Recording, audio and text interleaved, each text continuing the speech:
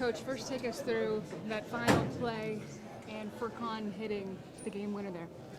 I mean, there was a series of things that happened. A play before that, we tried to isolate Tobias, and he drove it, and then Ben made the free throws. I mean, Ben stepping up and making 2 free throws was huge. And then they come back and, they sort of isolate Damian. And a lot of times you have, sort of an anybody but rule. You if you're going to lose, you can lose, but you don't want to just like watch KD walk down a game or Damian Lillard walk down a game. And so we hit him. We tried to get the ball out of his hands. They did a great job of finding the corner. And then we get to your question, 2 plays later, 3 plays later, and Furkan hit the shot. He's one of 2 or 3 options. Ben made, I think, the correct decision. Furkan made the shot. And just a tremendous road win. This is a difficult place to win under any circumstances, and to come back from 21 points down in the second half is a real tribute to our guys. You mentioned the Ben free throws, and I know that's something that he's obviously worked on and you have wanted him to improve in that category. So for you, and I can see the smile there, how big was that for you? I mean, it's for him. Like, I'm just so proud of him, because I thought, he had an okay game. It wouldn't have been one of the, the best games by his standards. But for him to, like, walk up, and I thought his defense was great down the stretch, for him to walk up in that environment and make 2 free throws, that he deserves that. Like, the work that he has put in over the summertime and the confidence that he feels walking into that environment is a byproduct of the effort that he put in. You don't just make that stuff up. He feels pretty good about himself, obviously, stepping in to make those 2 shots, and it's a big game for him in that regard. What does this victory say about the team? I mean, it's the second time on the road, down by a lot of points, guys coming back and stepping up, and this is a tough place to win.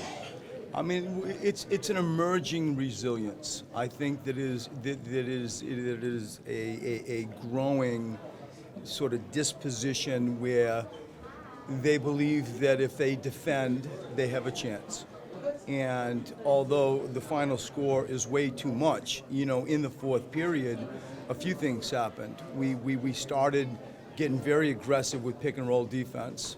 And we didn't, in the second half, turn the ball over. So if you can end up with, I think it was 14 shots more than they did, then you got a chance. But it's born out of our defense. It's born out of them believing they can claw back from a few deficits that they have been in. And what about closing out the game with Furkan? I mean, you decided to do that? We ended up taking, I thought James's defense was excellent. We decided to go with Furkan in that moment for obviously offensive reasons, and good for him, right? Good for him stepping up. I thought Raul came in and gave us it wouldn't show probably as much as I felt his impact on the game, but I thought Raul Neto came in and was exceptional, really helped change the game during a very tiny window, and he should be recognized for that. What are some of the things that you noticed that he did to make that difference? Just a spark, a pass, hitting rollers. He is a true point guard. He can convey a message quickly. He understands when I'm talking to him quickly about things I see from a coaching perspective that you can go and talk to him about. He can come off the bench and not take 2-3 minutes to get warmed up. Like, he comes in the game mentally and physically ready, and he changed it. Like, I thought Kyle O'Quinn gave us some big minutes. I thought Raul came in and gave us some big minutes. I think that both of those 2 deserve credit.